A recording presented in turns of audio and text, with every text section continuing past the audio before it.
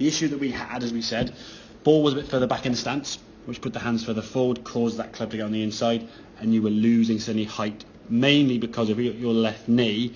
As that club starts going back now, that left knee is going forward, and already before that club's gone back sort of hip height, or the hands at hip height, your head's come off that line quite a lot. Now if you look at this on the right hand side, where they get a much better kind of shaft there in ball position, as we start going back, okay, your knee's now not bending quite so much, and you're nearer that blue. It doesn't seem a lot changed, but you're getting a little bit closer to that blue line. Okay, now if we go to the top of the back, so you'll see more of a change now.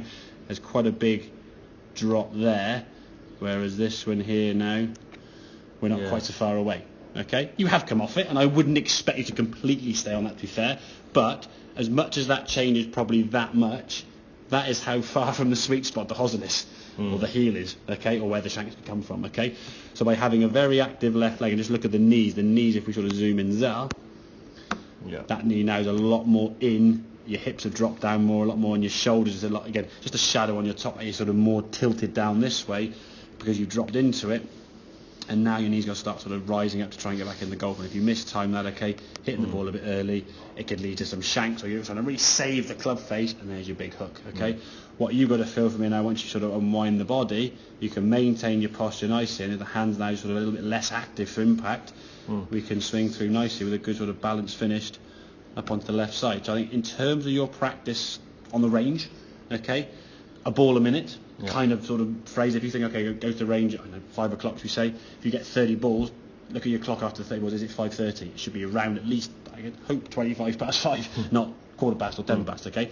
Try and go to that thing. So when you hit a golf ball, the ball is hit, the ball being there in the air for about 5-10 seconds with a bit of roll out. It should be about 10 or 15 seconds from strike to finish sort of there and coming back.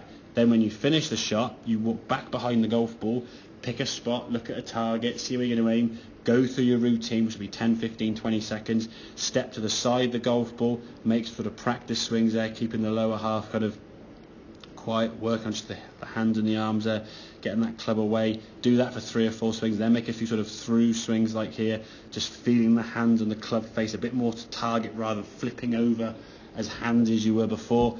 Do, I don't know, 3 or 4 of those moves there. That'll be about 15, 20 seconds, maybe a bit more, and then step to the golf ball, pull the trigger. And there's basically your minute from shot to shot.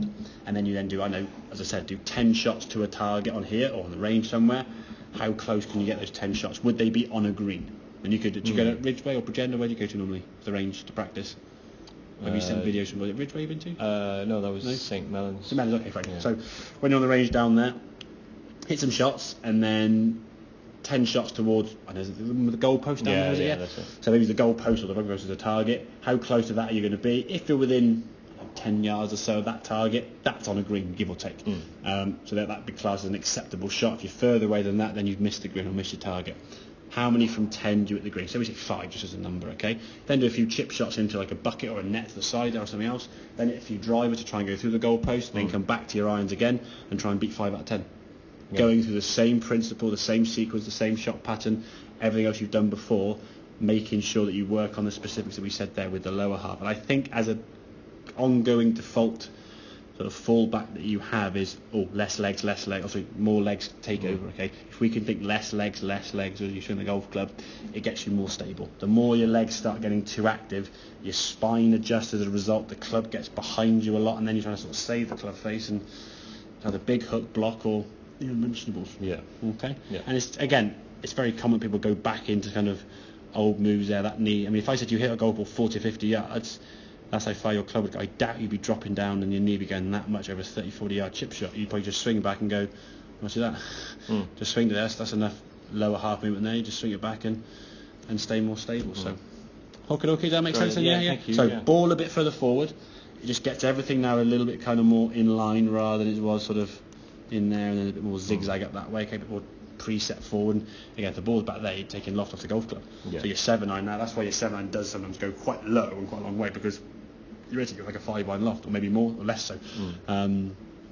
That's more your sort of setup changes, and then the feeling in the swing, quieter lower half's going to keep the club kind of better in a better position, more in front rather than very leggy in the club getting stuck behind you. Great. Okay? Lovely. And then in practice, a ball a minute, mate. Yeah. Okay. Thanks, man.